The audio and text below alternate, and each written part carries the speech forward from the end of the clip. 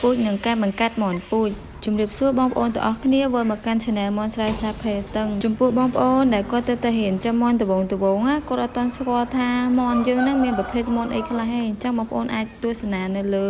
អេក្រង់ហ្នឹងបានណា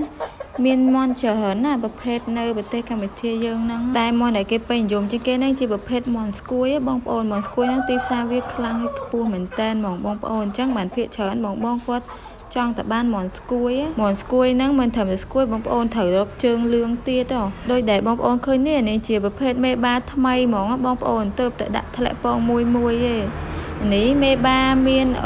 ធុងហ្នឹង6x6 ម៉ែត្រអាចដាក់មេបាចន្លោះពី50ទៅ60មេបងប្អូននិយាយទៅមេហ្នឹងគឺមានស្គួយចម្រុះហ្មងបងប្អូនហើយសំពៅក៏មានមេខ្មៅក៏មានដែរបងប្អូនមេខ្មៅហ្នឹងមានមួយទេបងប្អូនការចិញ្ចឹមមាន់គឺល្អខ្លាំងចំពោះបងដែលគាត់មានសល់ពេល1ម៉ោង2ម៉ោងក៏អាចឆ្លៀនចិញ្ចឹមបានដែរព្រោះថាមាន់ស្រែហ្នឹងបងប្អូនអាចរកចំណូលបានមួយភាគតូចឬក៏មួយភាគធំទៅតាមបងប្អូនចិញ្ចឹមតិចច្រើនអញ្ចឹងណាបងប្អូនវាជួយកាត់បន្ថយចំណាយនៅក្នុងគ្រួសារឬក៏បន្ទុកនៅក្នុងគ្រួសាររបស់បងប្អូនណាហើយចំពោះបងប្អូនដែលគាត់ចង់សាកចិញ្ចឹមបងប្អូនអាចកំងកូនមាន់ចាប់ពី50ទៅឬក៏20តាមបងប្អូនមានលទ្ធភាពអញ្ចឹងណាបងប្អូនគឺយើងចាប់ពីចិញ្ចឹមចាប់ពីផ្ដើមចិញ្ចឹមពីកូនទៅបើចំពោះខ្ញុំហ្មងតាមបទពិសោធន៍គឺខ្ញុំចិញ្ចឹមដំបូងគឺខ្ញុំចាប់ផ្ដើមជាមួយនឹងកូនមាន់ទៅបន្ទាប់ពីខ្ញុំចិញ្ចឹមកូនមាន់បានជោគជ័យតាមវិធីសាស្ត្រដែលខ្ញុំប្រាប់បងជាក់ស្ដែងនៅក្នុងវីដេអូនេះហ្មងឬក៏វីដេអូផ្សេងដែលខ្ញុំបានបង្ហាញបងប្អូនហ្នឹងគឺខ្ញុំបានប្រាប់បងប្អូនជាក់ស្ដែងពិតទៅលើកឋានខ្ញុំផ្ទាល់ហ្មងបងប្អូនហើយក៏ចង់ជម្រាបប្រាប់បងប្អូនថាបើបងប្អូនធ្វើវ៉ាក់សាំងតែមួយមុខអាចការពារជំងឺបានតែមួយមុខទេបងប្អូនអត់អាចថាចាក់វ៉ាក់សាំងបានម្ដងការពារ3-4មុខទេណាបងប្អូនអញ្ចឹងគឺបងប្អូនដាច់ខាតបើបងប្អូនយកអាយុ21ថ្ងៃត្រូវតែធ្វើវ៉ាក់សាំងយ៉ាងតិច3ដងណាបងប្អូនហើយបងប្អូនអាចចាំវាដល់លក់បានហើយដូចមាន់នេះអញ្ចឹងបើទុកធ្វើមេបាពូជអាហ្នឹងយើងត្រូវមានវ៉ាក់សាំងអាសន្នរោគមួយទៀតណាបងប្អូនអាហ្នឹងគេចាក់2ខែគេចាក់ម្ដងបើចំពោះមេបាគេមានរំលឹកដែរបងប្អូនហើយបើចំពោះមេបាថ្មីវិញអាហ្នឹងមុននឹងដាក់គេចាក់ថ្នាំអាសន្នរោគឲ្យបងប្អូនដើម្បីការពារដោយសារមាន់វាបើអត់បានធ្វើវ៉ាក់សាំងជំងឺវាតាមមួយផ្លែតគឺអស់អាលីងហ្មងបងប្អូនដែលគាត់ធ្លាប់ចិញ្ចឹមគាត់ដឹងហើយតែដោយសារខ្ញុំចិញ្ចឹមនេះដូចអត់មានបញ្ហាត្រូវងាប់អីទេបងប្អូនដោយសារខ្ញុំបានធ្វើវ៉ាក់សាំងគ្រប់ចំនួនគ្រប់លក្ខខណ្ឌនៃការលក្ខណៈរបស់មាន់អញ្ចឹងណាបងប្អូននិយាយទៅវាអត្រាងាប់ហ្នឹងអត់ទៅមានដូចដែលបងប្អូនអត់បានធ្វើវ៉ាក់សាំងទេហើយវ៉ាក់សាំងហ្នឹងគឺមួយផ្លែកធំដែរហើយទី2អនាម័យការរៀបចំទ្រុងមាន់ណាដោយសារខ្ញុំអត់សូវប្រកែកនិយាយមែនទេបងប្អូនប៉ុន្តែព្យាយាមនិយាយឲ្យបងប្អូនដែលគាត់ចង់ចិញ្ចឹមចង់បានចំណូលបន្ថែមក្រៅពីការងារចឹងបងប្អូនអាចសាកចិញ្ចឹមបានណាបងប្អូនមានចង្អល់អីបងប្អូនអាច comment សួរខាងក្រោមវីដេអូឬក៏តាក់ទងទៅតាមលេខក្រាមខ្ញុំផ្ទាល់អានឹងខ្ញុំអាចភាសាជាមួយបងប្អូនបានឥឡូវយើងមកចូលមកដល់សាច់រឿងយើងវិញបងប្អូនដឹងថាពូជមាន់ស្រុកហ្នឹងវាមានលក្ខណៈល្អសមស្របសម្រាប់បងដែលគាត់ទៅតែចង់ចិញ្ចឹមអញ្ចឹងណាហើយបងប្អូនចិញ្ចឹមបានហើយគាត់ចង់បរិយាផលិតកម្មរបស់យើងណាបើមាន់ឈ្មោះបងប្អូនដឹងអត់អាចបង្កាត់ពូជបានហ្នឹងលុះតែវាមានអាយុ6ខែគឺវាអាចបង្កាត់បានហើយបើចំណែកមាន់ញីវាពេញវ័យហ្នឹងគឺវាចាប់ផ្ដើមពងនៅពេលដែលវាមានអាយុ4ទៅ5ខែបងប្អូនតែបើមេមាន់ណាអាចបង្កកំណើតបានហ្មងលុះតែវាមានអាយុពី5ទៅ6ខែបងប្អូនអាហ្នឹងបានវាអាចបង្កកំណើតបានណាតែបើវាពងអាហ្នឹងចន្លោះពីអាយុ4ទៅ5ខែវាចាប់ផ្ដើមពងហើយបន្ទាប់ពីវាធ្លាក់ពងហើយ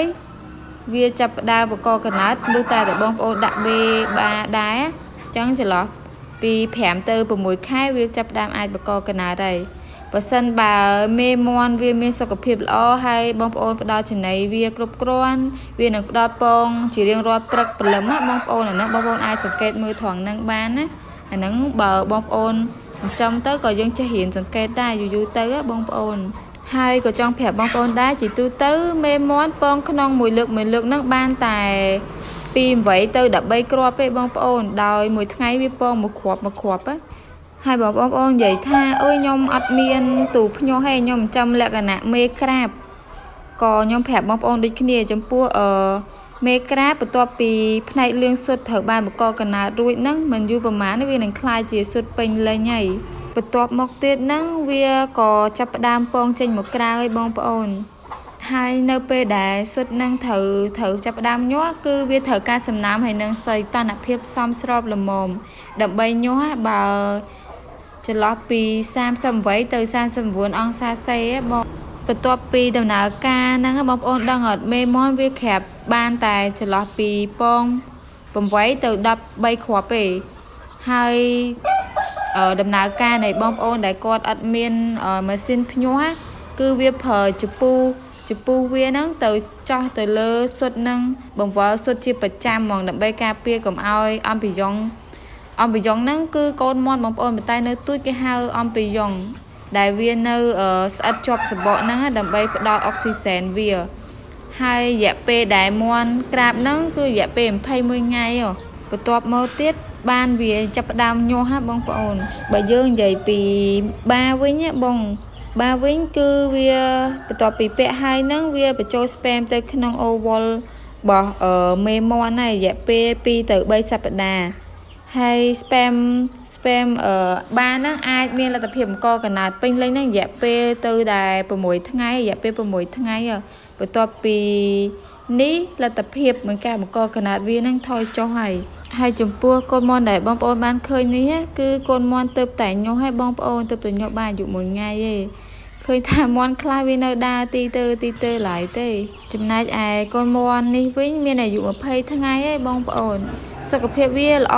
ណាបងប្អូននិយាយទៅការចិញ្ចឹមមន់ឬក៏បច្ចេកទេសដាក់មេពូជអីខ្ញុំបានប្រាប់បងប្អូនពីវីដេអូមុនហើយណាបងប្អូនមានចង្អល់អីបងប្អូនអាចចូលទៅមើលវីដេអូហ្នឹងបានឬក៏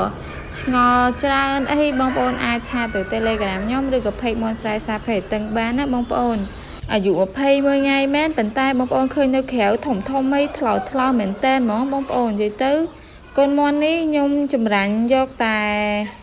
មេបាល្អឯងដើម្បីយើងប្រកាត់មកយើងបានកូនមានសុខភាពល្អស្រាប់ហ្មងហើយយើងអត់ត្រូវការដាក់ថ្នាំអីច្រើនទេបងប្អូនគ្រាន់តែញាស់មកភ្លាមអញ្ចឹងយើងប្រើជាមួយនឹងវីតាមីនដើម្បីឲ្យកូនមន់ហ្នឹងវាងាយសះលឿនអញ្ចឹងណាបងប្អូនដែលគាត់ចង់ចាំមន់ទៅបានល្អចង់ចាំមន់ទៅជោគជ័យកុំភ្លេចជួយ Subscribe Channel YouTube មន់ស្រាវសាផេតឹងផងណាបងប្អូនខ្ញុំនឹងធ្វើវីដេអូថ្មីតាក់ទងនឹងការចិញ្ចឹមតាក់ទងនឹងបច្ចេកទេសចិញ្ចឹមកូនមន់ជូនដល់បងប្អូនទាំងអស់គ្នានិយាយទៅខ្ញុំចែករំលែកចំណេះដឹងទាំងអស់តាក់ទងនឹងកឋានខ្ញុំតាក់ទងនឹងបញ្ហាផ្សេងៗតាក់ទងនឹងកូនមន់គឺផ្ដល់ជូនបងប្អូនតាម YouTube Channel មន់ស្រាវសាផេតឹងនឹងហ្មងដើម្បីដោះស្រាយបញ្ហាដែលបងប្អូនជួបថ្មី